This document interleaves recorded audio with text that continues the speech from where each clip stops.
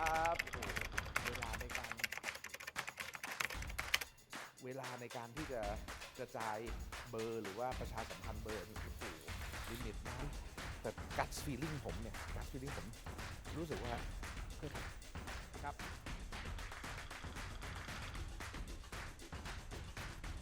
So welcome to Talking Politics, a special program of Thai PBS World designed to help our audiences understand the complexity of Thai politics. My guest today is Kun Varawut Silpa-archa, Minister for Natural Resources and Environment. He is here today in his capacity as the newly appointed leader of Chart Thai Pattana Party, a party that has a long history in Thai politics. So welcome, Kun Varawut. Thank you very much for joining us. You must have been very busy, especially after taking over the leadership of Chart Thai Pattana Party. It's good to be busy, especially at this time of the year or at this time prior to the leading to an election. If I am not busy, then there's some problem with it. Kun Varawut, when we had our first conversation 4 years back, 2019, prior to the last election, you made yourself sound like a new kid on the block. Now 4 years have passed. What has changed, especially in terms of the broader picture of Thai politics? And for you yourself personally, because one thing I'm sure of that you look a little bit grayer and a little bit older, but I'm sure you must have become much wiser. Older, fatter, and also a bit more wrinkles and sign of aging over the past 4 years. It's I'm still, in terms of politics, I'm still a new kid on the block in such a way that I was elected on the 3rd of October last year as a leader of the party. I've learned quite a bit since then. Well, however, one thing I did, my prediction was correct in the way that when the media asked me 4 years ago when the government was set up, everyone said the lifespan of the current government would be about a year or two and then it will flop. And then they said it'll be, a wobbly, rocky start and it would be like this until the end of the term. And here we are. We are only a few weeks until the end of the term. Okay. So You were right from the very beginning then. Yeah. Okay. And then, so the past 4 years, it has taught me quite a few things. The wrinkles comes with experiences and wisdom, and some of the hard facts about Thai politics that I've seen since I was young. But to see it and to experience it are two totally different things. Okay. Now, when the last elections took place 4 years ago, the country was still very, very much divided politically. And this time around, things may not be that bad, but people still believe that the country is still being polarized. And there are many people who have come out to express optimism that this election will somehow put an end to that polarization. So do you think that is something that will happen? An election always brings hope, always bring a new light to the country. We have new administrations, we have new bodies, sometimes we have new administration but the same body, but it's still a new start for the country. And everyone hopes for the best. There will be new composition, new people coming in, joining in running the country. But there will always be new problems. One thing about politicians and the political arena, not just in Thailand but around the world, is that there's always development, sometimes in a good way, sometimes in a bad way. So I'm pretty certain that after this election, after the government is set up, I don't know who's going to be in the government, who's going to be out of the government, but there will always be another set of problems for the new government to solve. But do you think the issue of polarization will go away? Or it will still be here for another while. Okay. Before, it was the two colors. Nowadays, some people are trying to start a generation war in this country, in Thailand, which I am, not a big fan of. Okay. I always believe that in order to walk forward, one needs the vision and the ability of the youngsters. But at the same time, one needs to have the wisdom and the experiences of, what happened in the past until now. So in order to walk forward, to go forward together, it needs to be synergized. the young and the old, and everyone needs to walk together.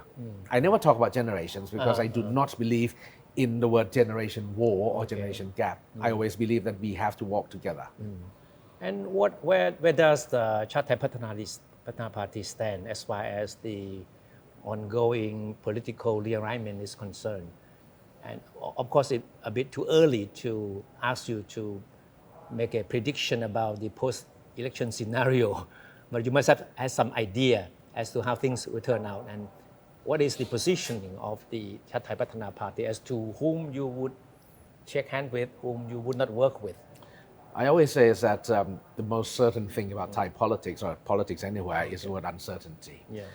We can say that I'm expecting to have 100, this party expect 80, that party expect 200, but it all comes down to the day after the election. The result comes out, who gets what. Then the mathematical equation will start to be formulated. It's 1 plus 3 plus 5, 2 plus 4 plus 5, etc., etc. As far as Chart Thai Pattana Party concerns, one, we do not agree with a minority government. For one, because it's a logical thing. You cannot have a minority seat in the House. For example, the first job that the next government will have to tackle is to pass through the budget for the next fiscal year. If you have a minority, then there is no you will fail on the first stage. At the first hearing of the budget, then the government will flop. Number two is that we do believe in our monarchy institution.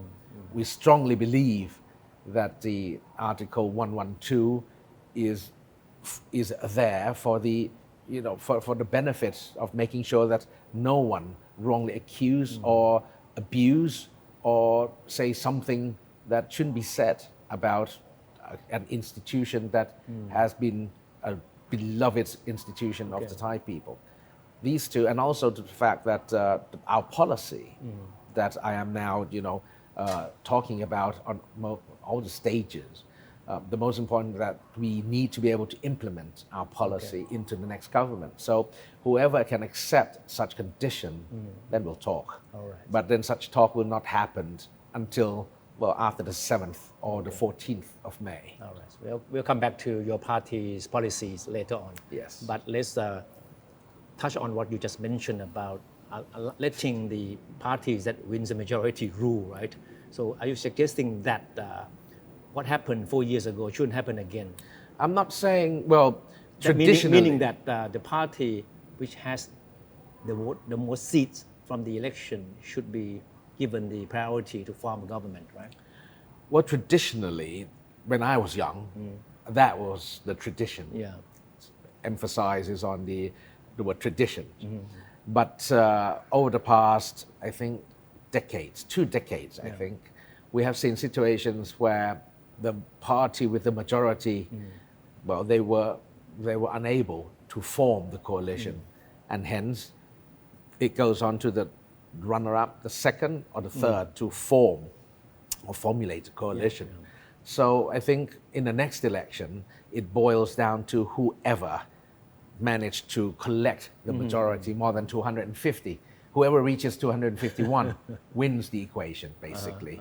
Even if it's 251 against 249, then 251 would be the coalition. And your party would be willing to be part of that coalition if it can command the majority in the parliament? Well, I think all parties will agree to that condition. No parties would agree that, I'm going to form a minority government, because it doesn't make sense. It's not logical. Your party won 12 seats in the last election. Originally, we won 10, right? And then we had the 11th after there was the re-election in Nakhon Pathom province. And then after a while later, we had another member from Future Forward Party join our party. So it makes it 12. Since you are the candidate for Prime Minister of the party, that means that you have to try your best to win a minimum of 25 seats in this election. Of course. To qualify as the Prime Minister candidate, right? Of course. Are you confident that you can do that? Well, that's what we are working on, making sure that we achieve no less than 25 seats in the upcoming election. It's not easy. It's an ambitious task for a party of our size for this election. Okay. Yeah. Okay. So you have come up with this very catchy slogan, "Wow, Thailand," as the platform of your party. Yes. And how do you think that you can appeal to the voters with this platform? Because you have to admit the fact that Chart Thai Pattana Party is still very much seen as a party for rural areas, right? And you have not been able to really make an appeal with voters in urban areas, especially with new generation of voters. So is that still a challenge for you? I think this election, we are going to see some new lights for our party. This is the first time ever that we are trying to appeal ourselves to a different target group. The work that I've been working on the past 4 years as a Minister of Natural Resources and Environment is on the climate change issues. We are now moving forward very aggressively on carbon credits, on the newer economy, on how to move forward in a sustainable way. And I think as of now, I don't see any other concrete or actionable policy that's being offered to the Thai people. That's what our party is offering right now. And our policy from the Carbon Credit Center in Asia Pacific region, I think it touches not only a certain group of people, it touches ranging all the way from the grassroots level, from the farmers, all the way into SME, to the multinational companies, all the way to the international level. This is a policy that has a very, very large bandwidth, i.e. it covers so many spectrum of people in Thailand. Okay. And also the most important thing is that it's being done in a sustainable way. It's a sustainable policy that would make sure that this country would move forward without being hit 5 years from now by the international community. Is it because of your job as the Minister for Natural Resources and Environment that you are pushing so hard on these issues of sustainability, climate change, tokenization of the carbon credit, right? I think that is precisely the point. I've been working very hard for the past 4 years. And as of now, as I just mentioned earlier, I don't see anyone talk about these issues. And it's actually, if we are in the pool, the water is up to our nose. We are about to be drowned by Mother Nature. This year, we are about to be hit by a big drought. Yeah. The next 3 years are going to be hit by the big drought. The next government will be dealing with drought, not floods, because we are going into El Nino's season. And in the long run, I do not see anyone talk about the long-term plan for Thailand, how to make sure that this country adapts the population, the 66 million Thai people, to live into the next decades, and how to change our way of life in order to actually to make sure that this country and Mother Nature doesn't punish us any more than what has been happening. But do you think that it's easy to sell these things, sustainability, climate change issues to voters? Because people, as you know, are more concerned about the bread and butter issue, right? Of course. Originally, I thought it's going to be hard, but I think it's better for us to do it ourselves than having someone else forcing us to do it. For example, IUU fishing.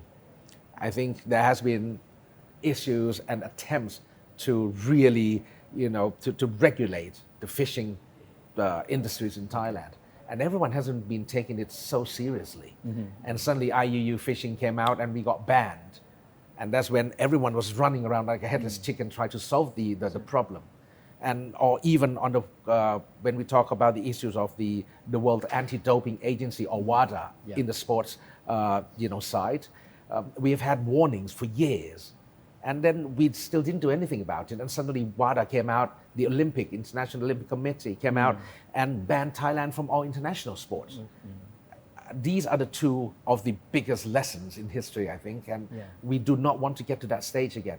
Our policy, Chart Thai Pattana's policy has been formulated to make sure that Thailand will not reach at that point where the exports of our agricultural sector, being it fisheries or rice or anything agriculturally related, is not being banned by international communities under the environmental taxes and law that's being applied right now. Okay. Now, when we talked 4 years ago, you talked very passionately about how you wanted to change Thailand. I think you remember that, right? Yes. And you mentioned that to change Thailand, I mean, what should be tackled first is education. Yes. Because that's the future of the country. And 4 years in your job as a cabinet member, you think you will become more encouraged that you want to change the country, or you somehow become a little bit disillusioned after having encounter the facts of life being in politics and running the bureaucracy? I think I'm still pursuing my goal. I'm still pushing, I'm still persevering through the difficulties that I'm being bombarded with. Education is still the key. And as a Minister of Natural Resources and Environment, I actually signed an MOU with the Ministry of Education, try to integrate environment issues and climate change into the curriculum from kindergarten to the secondary, to the primary, secondary, even to university level. And it's never too late. But the past 4 years, I think I've done some significant progress to the ministry. I'm not sure about moving the whole country, but as a ministry, I think I've done, quite a significant adjustment. For example, in some of our national parks, one of the most important thing is the carbon credit system that I've been pushing and make sure that we have a platform in Thailand to be one of the best platform around in Southeast Asia. I'm not going to let our neighboring countries anywhere, overtake us or be better than us, because we are being hit by Mother Nature, and we should be the one who spearheads the solution to cope with it. And then for those who have never voted for Chart Thai Pattana before, and for the new generation of voters who are in the process of deciding which party to vote for, so what would you want to tell them? Why should they vote for Chart Thai Pattana Party? Because we are talking about your future, and not just about your future. I'm talking about your children's future, the future of our future again. We're talking about 30 years from now. We're also looking at about 40 or 50 years from now as well, while at the same time solving a problem today. A good policy is not just to solve the problem today, only to create a chaotic future. It should solve a problem today and tomorrow. And I think what we are offering to the country right now, to the people of Thailand right now, is that solution. For example, when we talk about the carbon credit, somehow, how are we going to encourage the farmers, the agricultural sector, to stop burning like they're doing right now? All the burning areas in Thailand, half of it are from the agricultural sector. How we are going to encourage them to stop burning carbon credit, to stop burning, and they will get carbon credit. Instead of burning, you're burning away your cash. Instead, if you burn it in another way, turn those waste, the agricultural waste from the rice, from the corn, for example, turn them into charcoal. They call it a biochar. And then you can inject those into the ground and to improve the soil quality. Now, by doing so, you will get carbon credit. You will get some cash in your pocket.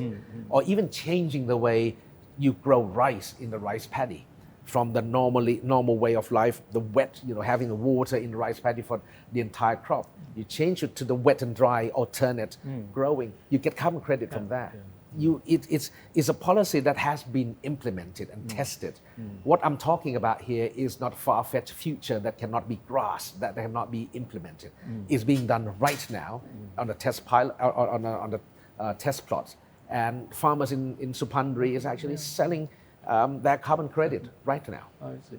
Now, what you're talking about is very crucial for the country's future, but it's very, very challenging to convey a message about these things, right? But when you go on the streets, meet people, especially those who are outside in Bangkok, how do you communicate with them on the importance of what we are talking about?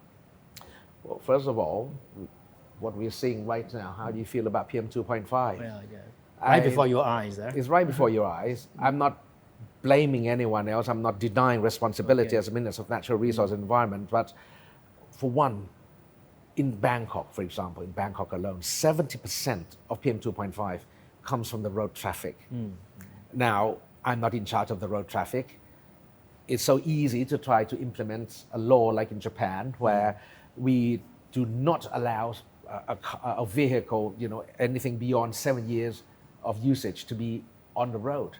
But then that would cause much more problem to the people.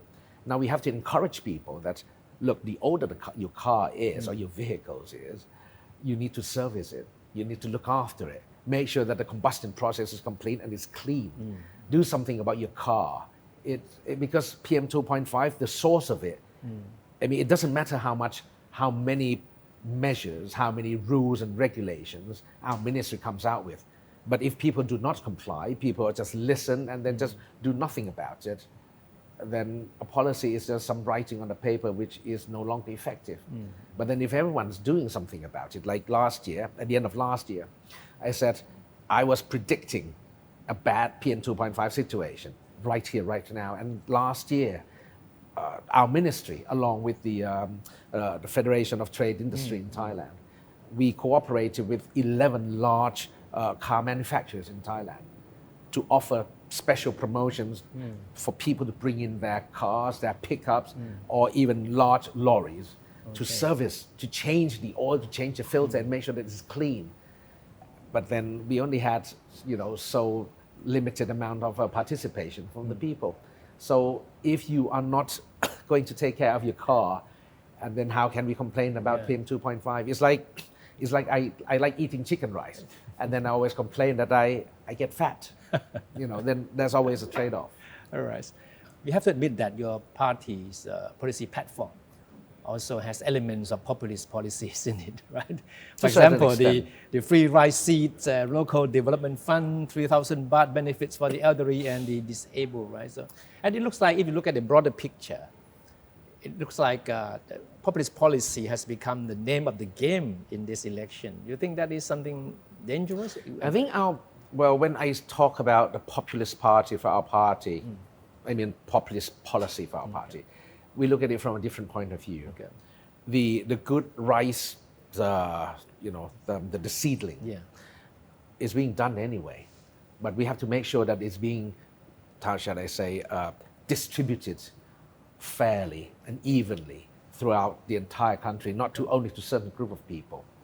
And the funding that we are giving, that we are planning to give to the farmers, is something that being given at the end, when they were harvesting their crops.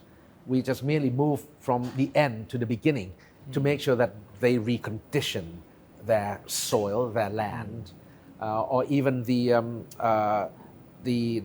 compensation for the disabled is something that they deserve to get. Or even the policy of preventive health care. We talk about if you don't get sick, if you don't get ill, we shall compensate you for doing good for the country, about 3,000 baht per head. That is the money being used under the policy of 30 baht cures all. So instead of using the money on the sick, we are trying to, that's why we call it preventive health care. We do not want people to get sick because 66 million people are the biggest human resource of this country. You are the fundamental energy of this country. So we do not want you to get sick. And if you don't get sick and you stay healthy, you can be very productive for the country. And for that, we will reward you for not getting sick. So preventing is always cheaper than a corrective measure. And those are our ideas of populist party. Is not just dishing out money. Somehow we have to make sure that the money in the people's wallet increases, not by just giving them money, but to reduce their production cost, increase their product value, and make sure that at the end of the day, they have more money in their wallets. Unfortunately, it doesn't sound as sugar-coated as some other populist policies being offered right now. So Chart Thai Pattana Party is pleasantly the small size, or to be more positive, it's medium-sized party, right? But how do you want the future of the party to be? You want to grow bigger, or you think you are happy with the way that it is? Because being small or medium-sized party has its own advantage. Because if you look at the history of Thai politics, in forming a coalition, medium-sized parties always plays a very important role as kingmaker on many occasions. Well, one thing I learned in life, not just in politics, is that good things come to those who wait. You can't rush. Okay. There's no shortcut. And in politics, you cannot grow overnight. You need to gradually grow. I have time. I'm in no rush. We are still a small-sized party now. We will grow. We shall grow. And eventually, I will make sure that Chart Thai Pattana Party, well, gets back to where it was when my father was still around. Okay. But in order to get there, it takes time. But it will get there. I can't rush it overnight or even in this election or next election. Okay. Since you mentioned your father, I'm certainly confident that you'll be asked a lot of questions about your father, his legacy, right? And I'm sure that every day you would be asking yourself that if Kun Banhan is still around, what would he be doing at this juncture, right? So Yes. did you ever come up with some answer as to how he would handle the situation right now and how he would lead the party into the election? I ask that question to myself every day. And I always get the same answer. I don't know what my dad would do if he's still alive today, because we are in an uncharted territory at the moment. With the social media, with all the new techniques and innovations in Thai politics. When my father was around, there was no social media yet. Yeah. There was no strange innovations or traditions in Thai politics as it is today. So the best thing I could do is to learn from what my father did, being very cautious, being, well, cooperative with people, working, try to make friends instead of enemies. Those are one of the few tricks of the trade that I continue from my father. Keeping to your own words, be true to your words. Those are the things that I hold on to very dearly until today. And it has been proven very useful because my father always says having one enemy is always too much, and having 1,000 friends is not enough. So, I try to make friends instead of enemy. And whatever comes next, I'll just make sure that I make the best out of today so I don't regret, 10 years from now that I should have done this, I should have done that. All right. So final questions. Since you'll be one of the candidates for Prime Minister, can you imagine yourself in that role, and what kind of leader you want to be? Well, I have been fortunate to see different parts of the world, growing up in different parts of the world, understanding how the Europeans, the Americans, or even the Asian or in ASEAN, think, behave, and traditions.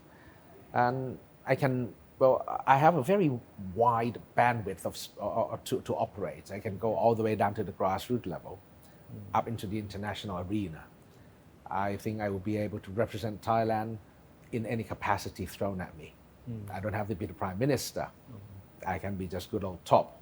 Just give me the job, give me the task, and I shall execute it to the best of the ability and make sure that Thailand stands second to no one on the world arena. All right. So thank you, Kun Top, and all the best to you and your party. Thank you very much. ขอบคุณครับ